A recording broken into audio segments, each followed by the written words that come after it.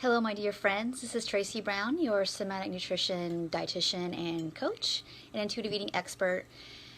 And I feel pretty shot out of my cannon this morning. It's not because I drank coffee. In fact, I just now poured some and getting to it. So I just have so much I want to say. So bear with me. And I also want to offer that I think because this topic feels so dearly important to not just me, but to you. You're going to want to know about this stuff that I'm thinking about doing a longer, like 30-minute little talk at some point about it, because I think it's super important. So anyway, thank you all for watching live. I so appreciate you as always. Thank you for coming. And I'm really going to have to slow down my system because I'm excited about this. I can't, sorry. I see so many people struggle, and I feel emotional about this. I see so many people struggle with feeling like I really want to feed myself enough, but I feel like it's too much. Or, Tracy, I'm so frustrated. Am I ever going to just... It's not even binge eating anymore, maybe, for a person. It's just like they've gotten some of the... they've been practicing, and they've got it most of the way. But then there's like little piece that keeps sticking around, and it's hard, and it feels like suffering to, like, not feel like you get it after 2 months or a year of doing intuitive eating. And I know we can know cognitively and rationally that rewiring your whole system around food and body and figuring out how to navigate living in a fat-phobic culture without every single day wanting to give in to the pressure to, like, you need to lose weight to be the best version of yourself, and you need to lose weight to be healthier. And, if you're on those things, you're doing something wrong, or you're not measuring up, all that. I mean, that's like, it's a job. I mean, doing this process is actually a job you have in your life to have the freedom. And I tell my clients all the time that you all are going to be, this is how I consider myself, you all are going to be way more normal than probably what you would consider possibly even a normal eater, because you have come through the fire and back around recognizing, and your eyes are open, and you have ears to hear that that obsession about health and weight and needing to look a certain way to be acceptable or to get healthy. These have just been big distractions that have been put out there for generations, and that's kind of all people seem to know. So even if you're someone who's not a chronic dieter or struggle with an eating disorder, people oftentimes have guilt around their eating, and it's not necessary because the body's job is to take care of things for us. If we wait for the feedback and we pay attention and we adjust without feeling like we failed morally, we're just responding to the body and then we're getting on to the next thing. That's where we want to get to. And some people probably in the world we've met are like that, but a lot of people, even who don't have a strained relationship with food, have little bits of good food, bad food, or worry about their weight gain or whatever, if they ever have some. Anyway, that's not really what the point of this is about, but just to reinforce how challenging this all is. But what I want to talk to you about, and what I was feeling, all that emotion about that you saw at the beginning of our talk, is that I was doing actually some supervision with some dietitians yesterday, and I said something that, I think every day, all the time in sessions when I work with people, and I said it out loud. I'm like, wow, did I just say that out loud? But it's true. Is that one of the big reasons a lot of times we're blaming the body, like, Tracy, I'm eating too much, when they're not, or how come I'm struggling still with little bits of emotional eating or binge eating or like kind of grazing or snacking when I'm not hungry? Why am I doing that? And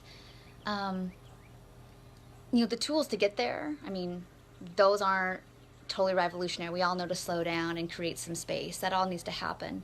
But if you're still not able to settle yourself either to do that, or it's not enough to change your food, what's happening? And you all have heard me talk about it, but I've been quiet about it lately, just to kind of shift gears a little bit. But I have to come back to this, that I was talking to these dietitians about, whatever's happening on our nervous system is how we're probably going to be eating. And I just had to say that truth out loud, and I said it. I'm like, okay. Doesn't negate intuitive eating. It does not. But what I am just coming around to fully really work more deeply with I'm just sharing this insider information with you all, is that if we're having a lot of internal dysregulation with how we're managing our fight or flight response, that is going to impact our hunger and fullness signals. And if we can slow ourselves down and have some safety, we can just get back to a place where that feels easy and normalized eating is easy. We can do that, especially if you had a lot of practice with intuitive eating. If you've been at this more than a couple years, to many, many years, you can probably get there pretty quickly. But if this is newer for you, if you're in the newer years, not newer weeks, not newer months, but years, it's a little tricky because you're probably still working on emotional resilience and capacity and, getting more clear about who you are, what kind of eater you are, and also your own strength, and your own, just your own sense of worthiness. And so when that's still, you're working on it, you're in the process and it's dicey, we've got a lot of, overcoupling in our systems about like safety and needs and food and what that means about our body size and all that. And that's what can cause a lot of the ups and downs with what we're experiencing with our food, how easy it is to eat intuitively, how easy or hard it is to put the brakes on when we're no longer physically hungry. So the one thing I want to suggest to you all, if this is all brand new information, well, the reason that's new information because nobody's talking about it that much, and I hope to keep spreading the word about this. It's really super important, and also to teach you all how to learn how to regulate your nervous system, because without that, I think people, even if you fully get through with your food stuff, it still impacts your physiology and still impacts how you interact with people in relationship. So whether the food stuff is in your past, it still might impact how you care for yourself, definitely physically. So I see that in my own life. Like, if I'm really rubbed up and I'm not slowing down, I see it impacts my appetite, and not because it's emotional, but it's because, it's physiological, and we need to know that aspect of things too.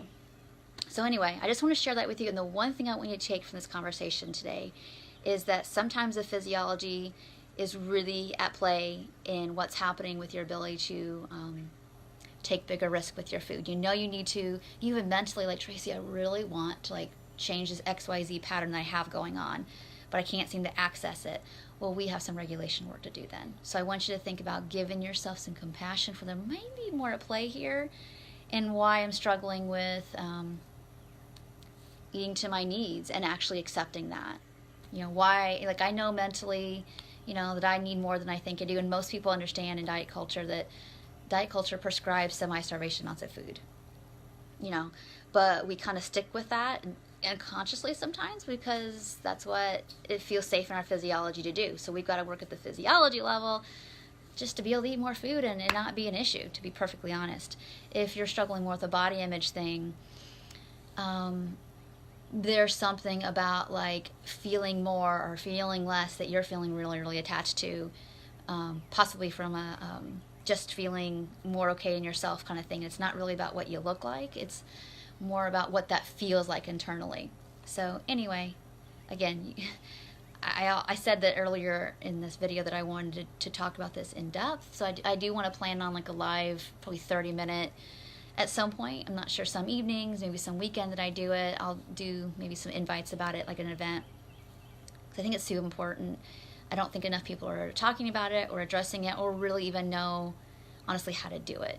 And just because I see it keep showing up, and I see the people who've been struggling a long time get a lot of great freedom and relief from working and regulating with the physiology, trying to get intuitive eating more easy and more solid and less disappearing on them, and that their recoveries are just going better.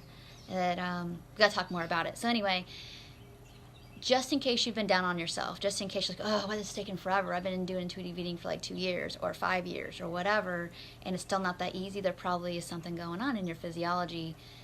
It's making it a little more difficult, and we need some more regulation. Okay, so more details to come, but I want you to have some compassion for it. It's not that you're not trying hard enough or not reading enough or not whatever enough.